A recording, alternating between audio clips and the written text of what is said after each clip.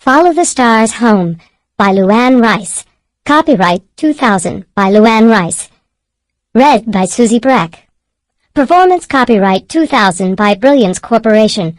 All rights reserved. 1.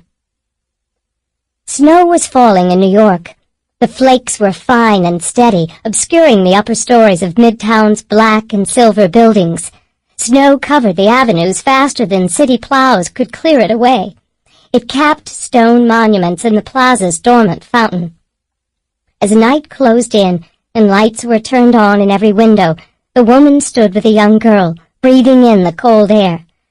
"Ah, the snow looks so magical in the city," Amy, 12, said in amazement. "Ah, it's so beautiful," Diane agreed. "But where did the kids go sledding?" "In Central Park, I think, right over there," Diane said, pointing at the trees coated in white, the yellow lights glowing through the snow. Amy just stared. Everything about New York was new and wonderful, and Diane loved seeing the city through her eyes. Fresh from the quiet marshlands of eastern Connecticut, they had checked into the Plaza Hotel, visited Santa at Macy's, and gone ice skating at Rockefeller Center. That night they had tickets to see the New York City Ballet dance the Nutcracker. Standing under the hotel awning, they took in Christmas lights, livery-clad doormen, and guests dressed for a gala evening. 3 cabs stood at the curb, snow thick in their headlights. At least 20 people were lined up, scanning the street for additional cabs.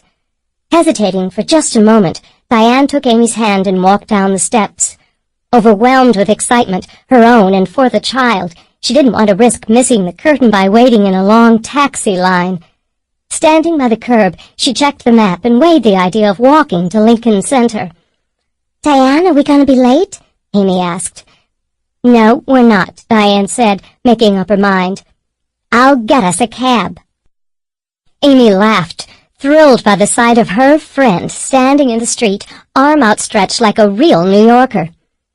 Diane wore a black velvet dress, a black cashmere cape, a string of pearls, and her grandmother-in-law's diamond and sapphire earrings, things she never wore at home at Gull Point.